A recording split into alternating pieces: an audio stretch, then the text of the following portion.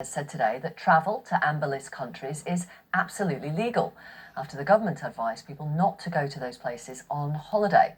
Let's get more on this from our business presenter, Ramzan Kamali. And he's right, the boss of easyJet. It is legal. It does seem that he has a point. And he said this when he revealed his company's half-year profits.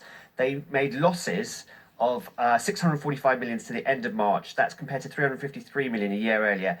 And unsurprisingly, he puts it squarely on the pandemic. It's not a shocker there, to be honest with you. But now he's pretty unimpressed with the government and the way they've handled their advice for travellers. And we can listen to him now. Johan Lundgren here speaking to us earlier.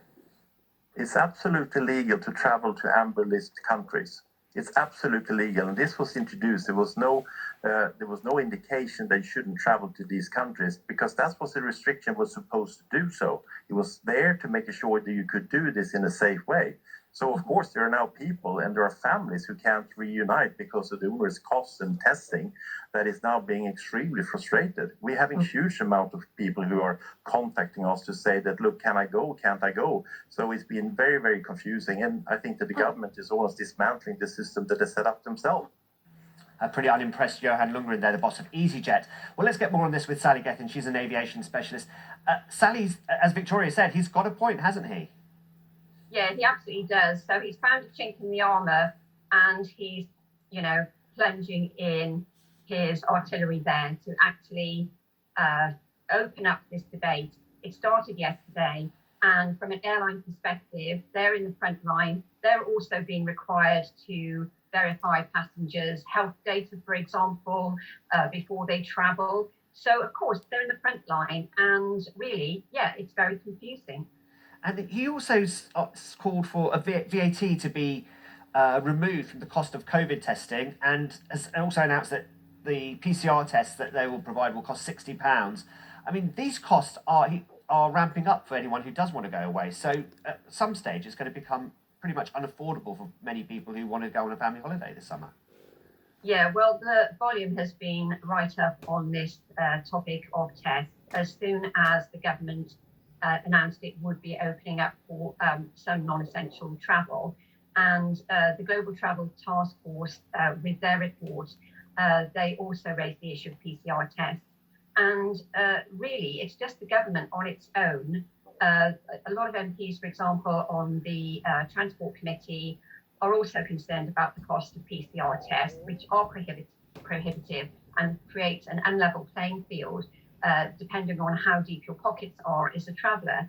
Now, the thing is that PCR tests can range from about £45 or £50 right up to £120 wherever you go. And of course, the EU now is also going to add more pressure onto the UK because it's going ahead with its own initiative, and they are actually trying to reduce the cost of PCR tests and actually make travel affordable and open for everybody.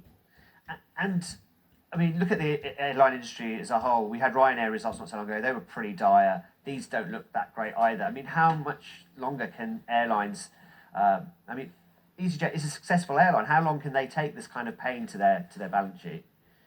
Well, they are a successful airline from the outside, but they did actually secure a government-backed loan not long ago. So they're not in the best position. I mean, Ryanair is probably in a much healthier financial position, but all airlines are hemorrhaging money. And if you're a short to medium haul airline, you would expect by now, compared to the beginning of the pandemic last year, to have some sort of traffic being able to be freed up and going ahead. And they can't see that now. It's stop-start. The government's sending out mixed messages. They can't actually plan ahead. So where is the roadmap actually going for travel? I think the government needs to come out and listen to airlines and aviation and start to be a little bit more specific, and also, help on the PCR test, because it's an extra layer of red tape for travellers. They have to organise booking those PCR tests when they're already abroad for the return trip back to the UK. And all the responsibility is being placed on them. The government has just left it wide open. Sally Gethin, aviation specialist, thank you very much for your time. And Victoria, hopefully, will be speaking to the boss of easyJet in the next hour as well. Cool, thank you. A new law